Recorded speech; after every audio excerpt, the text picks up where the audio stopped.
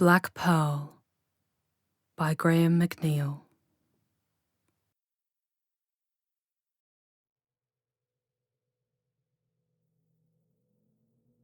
Candles guttered low in Chapter Master Azrael's private chapel. They burned in sconces formed of green-skinned skulls taken on the bloody fields of Piscina. Light shone from empty eye sockets and wax dripped from yellowed tusks. Azrael had taken the skulls himself and remembered each blow with eidetic precision. The sword that struck these heads lay on the obsidian altar he knelt before, its edge as keen as the day it left the artificer's forge. One of the legendary Heavenfall blades, the sword of secrets, was a relic from ancient days, a potent reminder of all he and the chapter represented. Like the masterfully crafted bolt pistol sitting next to it, the weapon was bound to him by a duty without equal. Other chapters of the Adeptus Astartes had their oaths, some also stretching back to the lost days of the Archtraitor's betrayal. But none bore such a burden as the Dark Angels. And none among the Dark Angels bore that burden as heavily as Azrael.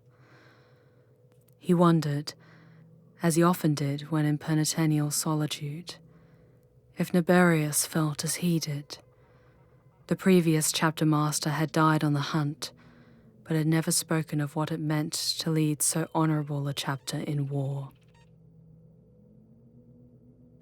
Azrael had always sensed a deep well of sorrow in the long-dead warrior, a depth of grief and shame that was now his to bear, and which only now he truly understood. A low fog of incense clung to the hooded statues at the edges of the small chapel, and weak starlight shone through the painted armour-glass lancet windows. He knew he was not alone, but the watcher remained unseen in the darkness, its silent gaze never leaving him as he recited the familiar litanies of exaltation on his knees. The altar was graven with images from the chapter's history: Piscina, Moragan, Byzanthus, Delan, Rebulus, Vrax, and, of course, Caliban itself. Stone-cut warriors from ancient times, heroes all, fought Xenos and the vilest of the vile, those who had forsaken the Emperor and cast their lot with the enemies of mankind. Azrael knew every image upon the altar, had memorized every aspect of the wars they described, and sought the hidden meanings behind their waging. The litanies of battle revealed only what the Dark Angels wished, but only Azrael and those inducted into the chapter's most secret mysteries understood the deeper truths behind them. He felt the watcher retreat into the darkness and sensed a whisper of movement in the air behind him. A supreme Grand Master of the Dark Angels was never truly alone, and this was no silent observer standing in judgment. This was another transhuman giant, one of his warriors. From the pregnant weight of expectation he sensed, he knew exactly who had entered his chapel. Only one warrior would interrupt him during his devotions. He stood smoothly, lifting the sword and pistol from the altar as he rose. The blade captured the light, reflecting a blood-red glow from its star-forged edge. "Cassio," said Azrael, holstering the pistol at his side. "My lord," said the interrogated chaplain, taking a step into the cold chapel. His dark hair was pulled tightly over his skull, bound by a bronzed circlet. The candlelight didn't quite reach his hooded eyes, which were as dark as the ebon pearls moulded onto the pommel of his sword. "She is here." "Her ship awaits your decisions, my lord." "What do the portents of the Liberius say?" Cassio hesitated before answering. "They feel there is merit in hearing what the Inquisitor has to say." "And you?" said Azrael. "What do you say?" Cassio placed a palm over his sword's pommel, the fingers stroking the black pearls there. Azrael wondered if he even knew he was doing it. "The Inquisition has no business aboard the rock," said Cassiel. "That is not an answer, brother." "It is, my lord, just not the answer you want to hear. If the threat she claims is rising is true, then we have a duty to act. Our duty is to—" Azrael held up a hand. "Are you really about to tell me my duty, Brother Cassiel? Are you?" Admonished, Cassiel bowed and said, "No, my lord. I would not presume to know the burden of your duty." "No, you should not," agreed Azrael. "Grant Inquisitor Severina permission to come aboard. The Dark Angels will hear what she has to say of Archona." Freezing air gusted into the stone-flagged airlock vestibule, patterning their armor in spiderwebs of hoarfrost. Vapor gathered in the vaulted ceiling and dripped from the cavern stone grotesques over the arched entrance to the fortress monastery. "So, this is the rock?" said Balthazar. "A curious mixture of aesthetic. Orbital star fort meets feudal castle. It reminds me of the noble houses of a night world. Cold, too." "What did you expect?" said Victor, Cadane to the core and thus impervious to discomfort. "This area was open to the void not 10 minutes ago." Damarius didn't let the biting cold affect her demeanor. The Dark Angels were undoubtedly watching, and they would measure their response to her petition on her worthiness. Showing weakness in the face of something as trivial as cold would be a bad start to negotiations. "Couldn't they have allowed us aboard via an active embarkment deck?" said Balthazar, tapping his index finger on the skull atop his cane, a skull that had once belonged to the stunted navigator of the black ship upon which Damaris had recruited him. "Expecting concessions to your mortality shows just how little you know of the Adeptus Astartes," grunted Victor, trying to keep his free hand from inching towards the textured grip of his calfskin lap pistol. Balthazar shrugged, shivering beneath his thick Hessian robes. A child of an exterminated world where the temperature never fell below scorching, he tolerated the cold about as well as mortal flesh would tolerate a bolt round. Damaris held her head high as a grumbling steel bulkhead slid aside. Only darkness beyond. Not even the subtle augmetics enmeshed with her eyes could penetrate the gloom. Her gut told her it was empty. Not a good start, but if the Dark Angels wanted to intimidate her, they were going to have to try harder than this. Damaris Severina had personally ordered the death of 10 worlds and met the enemies of mankind blade to blade. She had suffered like few others had suffered, but returned time and again to the fight. To be an Inquisitor of the Holy Orders was to submit to a vocation of the soul, a role that could never be denied. "Balthazar," she whispered, a saying now. Balthazar's hooded eyes developed cataract-like mist as he stretched his power into the darkness. The keenness of his warped sense had saved all their lives many times, and Damaris trusted him to discern who or what was waiting for them. "There's something in there," he said, "watching us, but—" His words trailed off, as though he could not articulate what exactly he was sensing. His features creased in a slight frown of perturbation. "Dark Angels?" asked Damaris. "No, something else," said Balthazar, letting out a soft sigh, as though whatever he had sought now slipped away from him. "It's gone. Whatever it was, it's not there now. The chamber beyond is empty." "Then, where are the Dark Angels?" said Victor, his thin lips pursed together at the perceived insult. "Have they no respect for the orders of the Inquisition?" "It is for us to show respect, Interrogator Lucasta," said Severina. "Few mortals ever set foot in a fortress monastery of the Adeptus Astartes. Fewer still gain admittance to the Sanctum Sanctorum of the First Legion. We are honored to be here at all." Victor gave her a sidelong glance, but said nothing of her over-elaborate reply, understanding it wasn't for his benefit. He gave a curt bow and said, Of course, Mistress Damaris. We must honor our hosts with all the respect due of their august heritage. The Ghonnathan wasn't normally given to such ostentation in his words, but it served her long enough to know when to follow her lead. Come on, our hosts will be waiting, said Damaris. The chamber beyond the frozen airlock was larger than she expected, barrel vaulted and coffered in marble panels, emblazoned with faded murals and peeling frescoes. Arcs of splintered archways abruptly ended at the external sheet steel caisson walls, suggesting they had once been part of a far grander structure.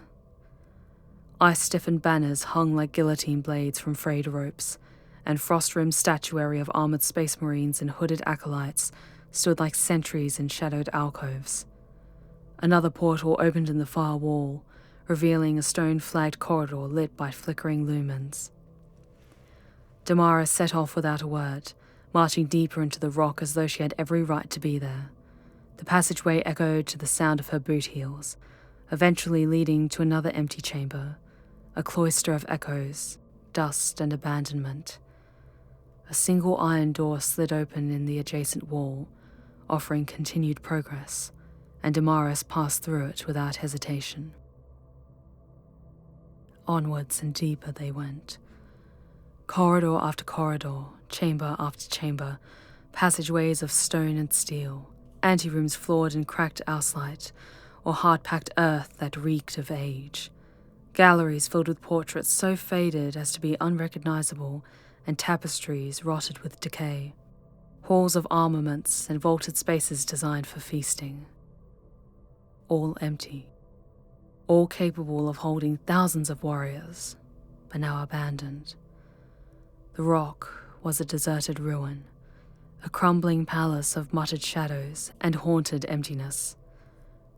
Where once it must have rung to the raucous cries of warriors, their boasts, their triumphs, and their savage joys. But now it was empty, the innumerable hosts of warriors long dead, and the great victories in which they once had revelled, now consigned to the unremembered ages like the mouldering portraits. At last they came to the heptagonal chamber, its stone walls lit with flickering torches and pierced by heavy timber doors banded with dark iron. Unlike before, none of the doors opened in anticipation of their onward travel. Now where? Asked Victor. This way, said Damaris. How do you know? Asked Balthazar. An Inquisitor knows many things, Balthazar, said Damaris, gesturing to angular clefts gorged into the stone above each door. Enough to read mason's marks in the craft cant of Caliban. Clever, said a voice from a pool of shadow. Damaris would have sworn on a stack of Liburg Sonica hadn't been there before. Only a handful of people beyond these walls would know of such marks. Inquisitor Damaris Severina. Victor spun to face the speaker, but Damaris pinned his hand in place with a burst of psychic force before he might do something foolish as drawing his weapon. Balthazar sighed as the speaker stepped to meet them, a giant in robes of pale cream over inordinately bulky plate armor. The hilt of a sword emerged from the folds of robe at his waist. And seeing the pommel, she knew the kind of warrior she faced. Chaplain, she said with a bow. He drew his hood back, revealing the blunt, pugnacious features of one of the Emperor's space marines. His hair was dark, held by a bronze circlet, and his eyes had seen more pain than any man ever should.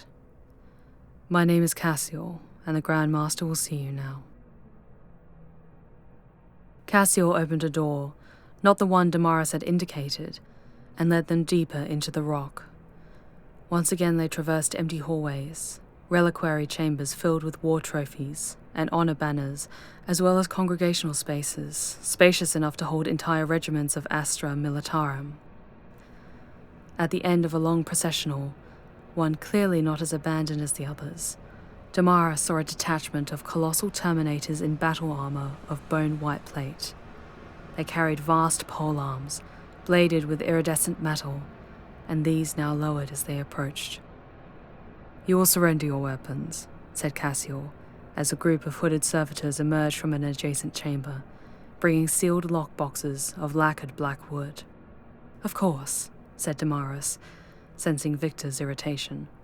An unarmed Kadain was virtually an oxymoron, but even he understood that bearing weapons in the presence of the chapter master would be forbidden, even though it was singularly unlikely they could actually harm him. Every weapon they possessed, pistol, knives, digital lasers, augmented lethalities and implanted shock haptics, were either surrendered or fitted with temporary blockers until a robed adept with clicking optics and antenna-like wands extended from the nape of his neck emitted a screeching of affirmative binary. The Terminators flanked them as Cassiel led them into the long chamber with a soaring ceiling of panelled wood, rich in vein and tone, as though fresh from the forest. The walls were similarly organic, and the change was momentarily off-putting. Perhaps that was the point. Standing at the center of an arc of green-armored space marines, swathed in surplices of pale cream, was a warrior who could only be Azrael, Supreme Grand Master of the Dark Angels. Victor and Balthazar's steps faltered in the face of such a magnificent warrior, his noble bearing and strength radiating from him palpably. This was a council of equals, but Azrael was entirely and incontrovertibly their master. "Greetings, Inquisitor Damaris," said Azrael. "What do you think of my fortress monastery?" The question was unexpected, but Damaris had faced worse. "We are honored to be allowed within," she said. "But you expected to be admitted." "I hoped for it." "A statistically unlikely hope," said Azrael. "Of the thousands of petitioners begging for my attention, only a handful are ever permitted to set foot within the rock." "Then I am undoubtedly flattered then, my lord." "Do you know why I allowed you to speak to me?" "No, my lord." "Now would be a poor time to lie, Inquisitor Severina." Damaris nodded. "Apologies, Lord Azrael, but the duties of an Inquisitor often require a level of secrecy when one is uncertain of whom to trust." "And you think that applies here?" "No, my lord, but old habits die hard." "Then speak truthfully, and if I like your answer, I will hear the rest of what you have to say." Damaris nodded and said, "You let us board because your forces are already poised to march on Arcona. You have your own reasons for this, I am sure, and you wish to know how closely they align with mine." Azrael spread his hands wide.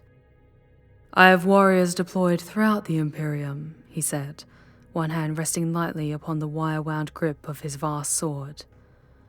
Damaris had the powerful feeling that were any of her answers not to his liking, he would have no qualms about ending them upon its edge. She had come this far, and wasn't about to back down in the face of Azrael's implicit threat. She took a deep breath and continued. "As far as they are known, the pattern of the Dark Angels' fleet assets suggests a common target. Balthazar's scrying reveals an underlying coordination to their movements that suggests a collective effort rather than individual objectives. I believe that collective effort is drawing in on Arcona." Azrael nodded, and Damaris thought she saw a hint of grim amusement in his eyes, like a Scholem teacher pleased by a particularly dense pupil achieving an answer by guesswork. "If that is true, and you believe I already muster my warriors to Arcona, why bother petitioning me in person?" "Because of this," said Damaris, reaching slowly beneath her storm coat, the motion careful and deliberate, to remove something from her inside pocket. "A dying warrior of your chapter gave me this, and with his last breath he whispered your name and the name of Arcona." "What is it?" asked Azrael. "That is what I want to know," said Damaris, holding out her palm to reveal what she had taken from her coat pocket. A single obsidian black pearl.